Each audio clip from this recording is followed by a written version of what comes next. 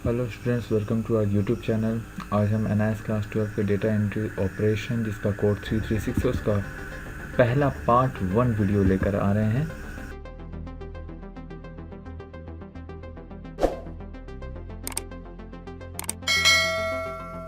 चलिए exam pattern को थोड़ा सा फटाफट से देख लेते हैं। ये पेपर जो होगा टोटल आपको 40 मार्क्स का होगा, जिसमें आपका जो एग्ज़ाम टाइम ड्यूरेशन है वो 2 घंटे का होगा। 2 घंटे में आपको 40 मार्क्स का पेपर लिखना है।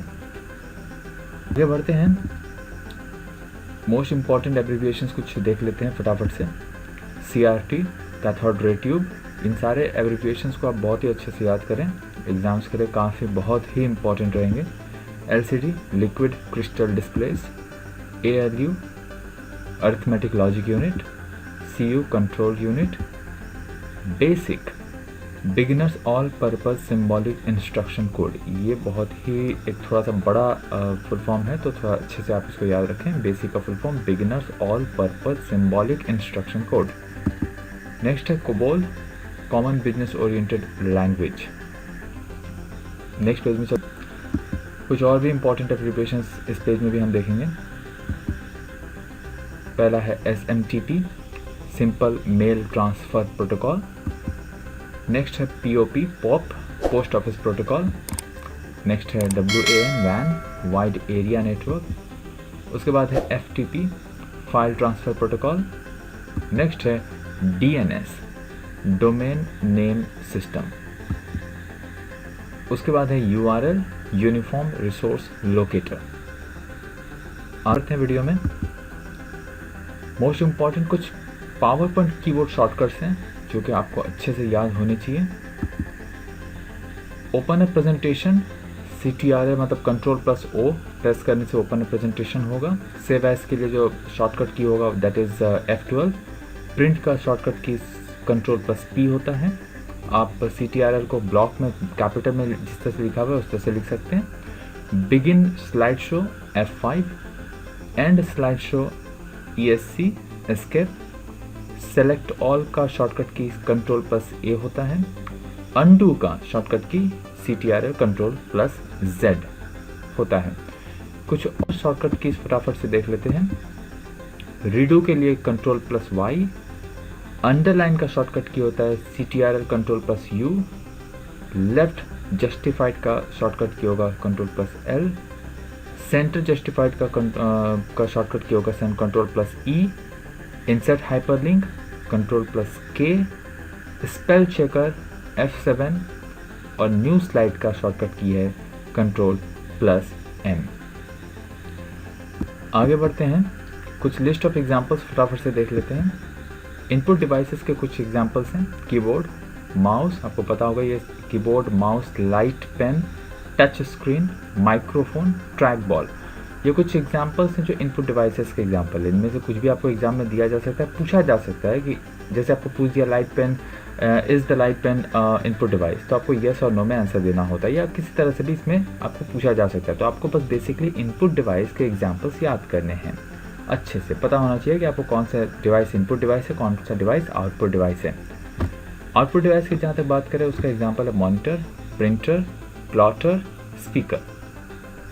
सिस्टम सॉफ्टवेयर का जो एग्जांपल है that is Unix, Linux, Windows. ये कई बार एग्जाम में पूछा जा चुका है, कई बार पूछा जा चुका है। हाई लेवल लैंग्वेज के जहाँ तक बात करें एग्जांपल्स की तो that is basic, COBOL, FORTRAN, C++। 5 इसके एग्जांपल्स हमने यहाँ पे पुट किए हैं, दिए हैं। लो लेवल लैंग्वेज के जो एग्जांपल्स हैं that is machine language and assembly language. Search engine के जो एग्जांपल्स यहाँ पे प्रोवाइड किए गए that is Google, Bing, Ask, Alta Vista, Amazon search. Alta Vista कुछ खास इंपॉर्टेंटली आप लोग याद रखें ये नाम, क्योंकि बहुत लोगों को अल्ता विस्ता के बारे में पता ही नहीं है कि ये भी एक तरह का सर्च इंजन है, और अल्ता विस्ता के ऊपर बहुत बार एग्जाम में क्वेश्चन पूछा गया है। ब्राउज़र की जहाँ तक बात करें, ब्राउज़र के कुछ examples internet explorer, Google Chrome, Netscape navigator, safari, opera, UC browser. ये कुछ खास इंपॉर्टेंट ब्राउज़र लिस्ट है और एग्जाम्पल्स की लिस्ट है जो आपको एग्ज़ाम से पहले याद होना चाहिए। चलिए वीडियो को आगे बढ़ाते हैं। कुछ लिस्ट ऑफ टाइप्स देख लेते हैं। जैसे माइक्रोफोन बेसिकली दो टाइप का होता है, desktop microphone and hand held microphone. Plotter का जहाँ तक टाइप की बात करें, फ्लैट बेड एंड ड्रम, दो तरह के प्लॉटर भी होते हैं। Monitor, CRT and LCD। Printer की जहाँ तक बात करें, that is laser, inkjet, dot matrix, line printer. चार तरह के प्रिंटर के यहाँ पे एग्जाम्पल टाइप्स दिया गया है। स्कैनर की जहाँ तक बात करें, that is OCR, MICR and OMR। तीन तरह के स्कैनर्स होते हैं।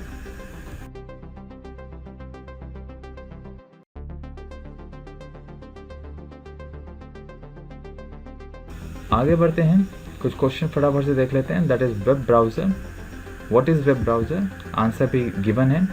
अ web browser is the software program used to access the world wide web. A browser retrieves data from remote web servers and displays a web page.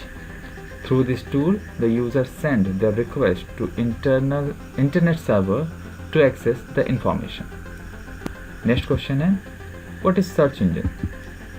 A search engine is a program designed to help find information stored on a computer system such as the World Wide Web or a personal computer. The search engine allows one to ask for content meeting specific criteria and retrieving a list of references that match those criteria. Next question है, define AutoSum feature. AutoSum feature will add all contiguous numbers in a row or column. For example, if you want to sum an entire column or row, follow these steps. First, click in the cell where you want the sum, select the formula tab, click AutoSum from the function library group, select sum and press enter. ये पूरा process आपको अच्छे से लिखना होगा। यहाँ पे steps जो आपको 5 स्टेप्स हैं, ये आपको प्रॉपरली लिखने होंगे, तब जाके आपको स्कोर कर पाएंगे, मार्क्स मिलेगा। नेक्स्ट क्वेश्चन पे चलते हैं। Write the steps how to draw a chart in Excel 2007। यहाँ पे क्वेश्चन में 2007 दिया गया, हमने दिया है। अगर आपको एग्जाम में हो सकता है 2007 ना दिया जाए, सिर्फ लिखा जाए कि chart in Excel. Write the steps how to draw a chart in Excel. इसका प्रॉपर आंसर है कि following steps are given to draw a chart. First one, enter data in the worksheet. Next step है, now select data range by using the mouse, highlight the range of data you want to take. Click Insert tab and select a chart type from the chart group and also select the subtype of chart. Click on the chart title and write a title. Give a name to x-axis and give a name to y-axis. ये पूरा steps है जो कि जिस तरह से आप Excel sheet में कोई भी एक चार्ट को ड्रॉ कर सकते हैं। नेक्स्ट क्वेश्चन की तरफ चलते हैं। नेक्स्ट क्वेश्चन है, what is input device? Write any 5 devices. Input devices accept data and instructions from the user. These are the common used devices: keyboard, mouse, light pen, scanner, trackball. तो कुछ खास important आपके input devices हैं जो आपको अच्छे से याद। क्वेश्चन देख लेते हैं। आगे बढ़ने से पहले आप अगर अभी तक आप लोगों ने इस वीडियो को लाइक नहीं किया है और चैनल को सब्सक्राइब नहीं किया तो काइंडली इस चैनल को सब्सक्राइब करें और वीडियो को लाइक करके हमें मोटिवेट करें, ताकि इस तरह के बाद वीडियोस भी हम आपके लिए लेकर आते रहें। इसी में नेक्स्ट क्वेश्चन है, what is output device? Write any 5 output devices. Output devices return the processed data as information back to the user. Some common output devices are monitor, printers, plotters, speakers. Next question पे चलते हैं। What is software? Identify the various types of software.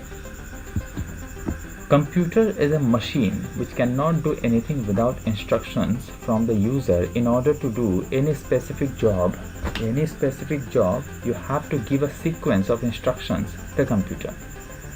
This set of instructions in a proper sequence is called a computer program. Software refers to the set of computer programs that cause the hardware to function in the desired manner. A complete set of instructions written to solve a problem on a computer is called software. Types of software की जहाँ तक बात करें तो computer software is normally classified into 2 broad categories. first one system software and the second one application software. बढ़ते हैं next question की तरफ कि what is high level language. High level language is almost English like language used by human beings for writing programs. These are easier to learn, require less time to write programs, provide better documentation and easier to modify. The main advantages of high-level language is portability. That is, any high-level language program can be used and executed in almost all computers with little or no change. A program written in high-level language is also called as source program and cannot be understood by the computer. It has to be translated into machine understandable form. इस video में आज इतना ही. Thank you so much for watching.